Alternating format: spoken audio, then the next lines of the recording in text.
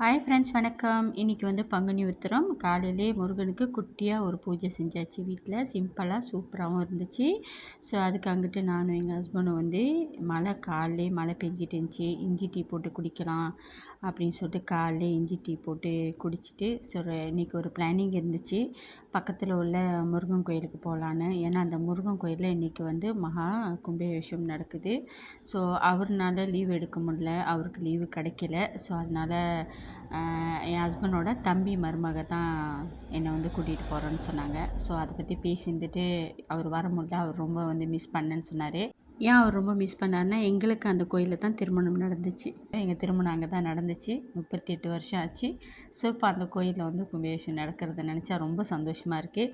So அதனால் போயிட்டு வரலாம் அந்த கோயிலுக்குன்னு சொல்லிட்டு நானும் இஞ்சி டீ போட்டு குடிச்சிட்டு சாப்பிட்டு காலையில் பிரேக்ஃபாஸ்ட் முடிச்சுட்டு நானும் அந்த பொண்ணும் போயிட்டோம். அந்த பின்னால் வந்து அந்த வீடியோலாம் உங்கள்கிட்ட போட்டிருக்கேன் பாருங்கள்.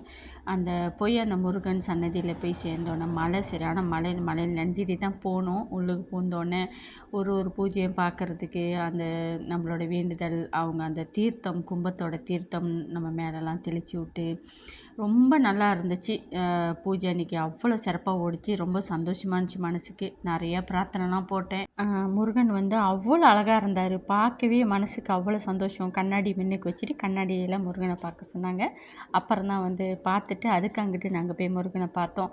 அவரை பார்க்குறப்ப அப்படியே சிரிச்சுக்கிட்டு அவ்வளோ அழகாக இருந்தார். மனசுக்கு ரொம்ப சந்தோஷமாக இருந்துச்சு. நிறையா பிரார்த்தனை போட்டேன். என்றைக்கிங்க நம்மளுக்காக வேண்டியிருக்கோம், பிள்ளைங்களுக்கும் புருஷனுக்காக தான் வேண்டுவோம். அது ஒவ்வொரு பெண்களும் அதாங்க செய்வாங்க. ஸோ எல்லாத்தையும் முடிச்சுட்டு நல்லா வயிறு நிறைய சாப்பிட்டோம். சாம்பார் மரக்கறி இருந்துச்சு, பரங்கிக்காய் பெரட்டல், உருளைக்கிழங்கு பெரட்டல் இருந்துச்சு. ரொம்ப சூப்பராக இருந்துச்சு கோயில் சாப்பாடு. சாப்பிட்டு திருப்தியோட மன சந்தோஷத்தோடு இன்றைக்கி வீட்டுக்கு வந்தோங்க. இன்றைக்குள்ள பொழுது எனக்கு அந்த மாதிரி ஒரு ஹாப்பியாக சந்தோஷமான ஒரு பொழுது அமைஞ்சிச்சிங்க. நீங்களும் இந்த வீடியோவை பார்த்து என்ஜாய் பண்ணியிருப்பீங்க. நன்றி, வணக்கம். அடுத்த வீடியோவில் சந்திப்போம். பாய்.